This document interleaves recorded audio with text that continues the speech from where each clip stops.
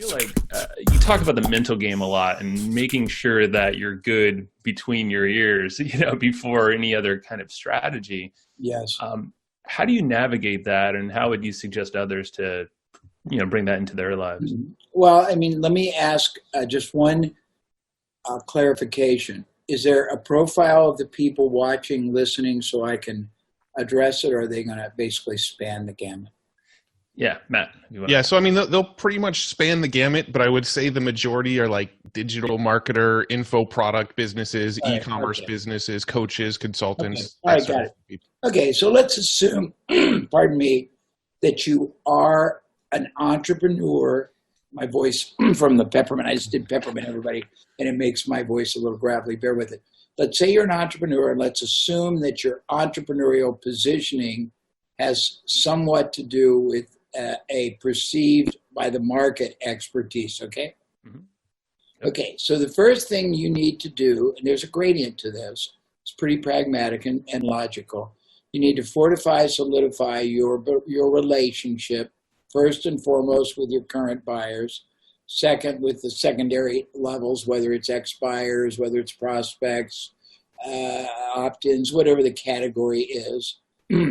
You need to be able to establish that even in uncertainty, there needs to be certainty that people are there to try to lead one another with the best reason, the best access, the best distilled, the best, I would say, viability or success probable instruction, guidance, recommendations, advice. So you need to establish what I call your preeminent role in their life so that they see that you're there for them. You are even doubling down on being their advocate. You are going to provide them with guidance on a continuous basis that will help them, first of all, navigate through, no matter how it positions, whatever your expertise and the recipient benefit they're getting from it. And then next, that you'll be there for them as it changes, good or bad, to give them the best possible probability of emerging victorious as a victor, not a victim. And you want to do it with acknowledgement, that there's in normal times, there's no guarantee in life, less in business. In this kind of crisis, it's unprecedented. But there will be paths of pursuit. There will be directions for you to follow. There will be, believe it or not, ethical opportunities, and you need to understand them. But in the first position, you've got to be there for your audience, your market, your clients, and they have to see you as grounded, as confident, as certain, not that you have the total answers, but certain you are going to be there to get them the best reason answers. That's the best first answer I would give you. Yeah. No, it's amazing. And that's similar to what we've chatted about, you and I, is it's an interesting time to really connect with your audience and be there as their guide. And, with a lot of folks don't know what the directions are, you find a lot of folks on the sidelines. And it seems like that would be probably the worst thing to do as a leader of your audience in this. Well, there's been an adage all along that I was very impacted by years ago when I learned it: grow or die. And if you look at physics, quantum physics, you expand or you contract. You really don't have the luxury of standing still, because that's not possible. So you're either going to go this way or that way. And you've already thrust yourself by whatever you have been doing in your role as an information marketer, a coach, an expert.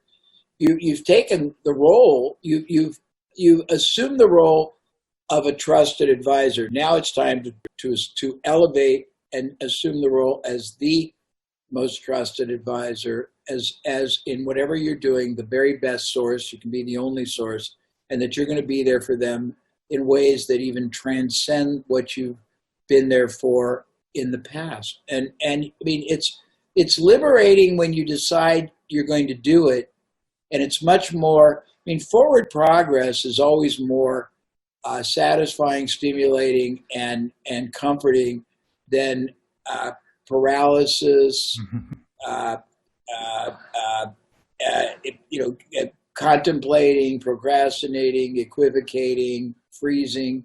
So you might as well give yourself permission to go forward and then just figure out how to best do that for them. And that requires you to, stretch. But I mean, there will always be better paths than not. Your job is to find the very best paths for the market you address. Doesn't have to be perfect.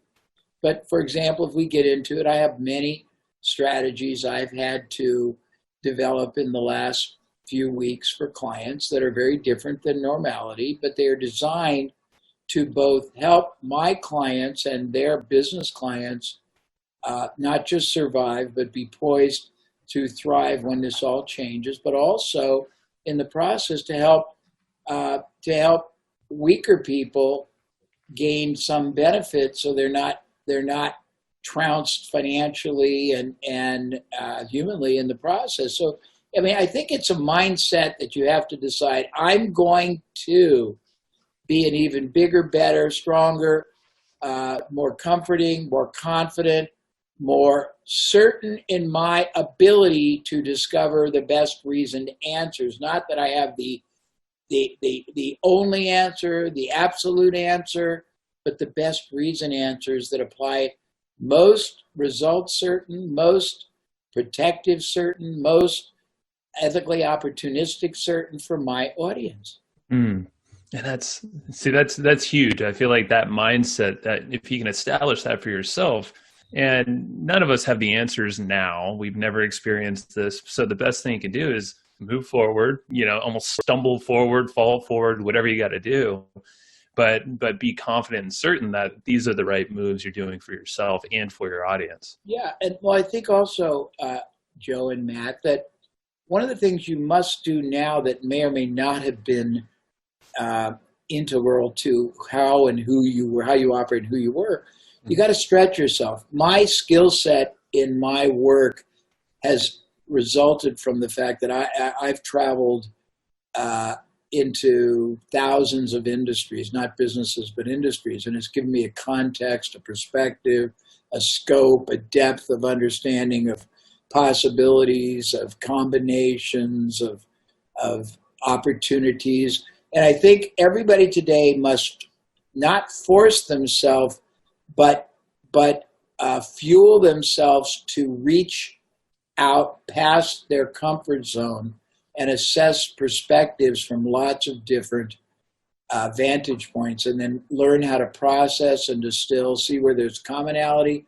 see where there's variation, and try to do it in terms of the most realistic and objective mindset. I mean, there are certain people who think, the world is coming to an end, maybe. But if it does, it doesn't matter. If it doesn't, you better have a strategy, don't you think?